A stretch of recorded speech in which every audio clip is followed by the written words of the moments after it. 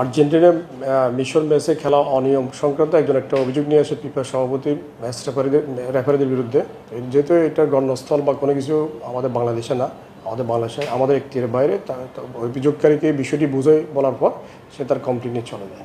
আমি যাই গত 6 তারিখ যে রাত 10টা বাজে আর্জেন্টিনা এবং যাই মিশরের যে ম্যাচটা হয়েছে সেখানে আমি মিশরের সমর্থক ছিলাম। আমি আগে থেকে মিশর সমর্থন করি, তো আমি সেদিনও মিশরের যথাযথভাবে মিশরের সমর্থন করতেছিলাম।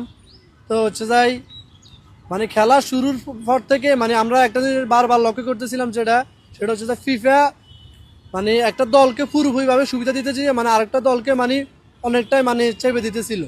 তারা করতেছিল কি মানে ম্যাচের শুরুতে 10 থেকে 15 মিনিটের মাথায় যখন এই মানে আমাদের মিশর এগিয়ে যায়, প্রথম গোলে এগিয়ে যায়, তারপর থেকে কি মানে তারা উগ্র আচরণ শুরু করে দিয়েছে যায় আর্জেন্টিনার মানে খেলোয়াড়রা, ডিফেন্ডাররা।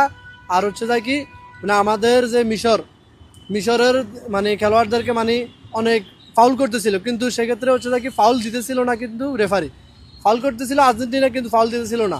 কিন্তু আর যে আর্জেন্টিনার খেলোয়াড়ের গায়ে হালকা হাত লাগলেও কি হচ্ছে মানে ওরা ফাউল দিতেছিল, ফ্রিকিক দিতেছিল, মানে যেভাবে মন চাইছে এইভাবে।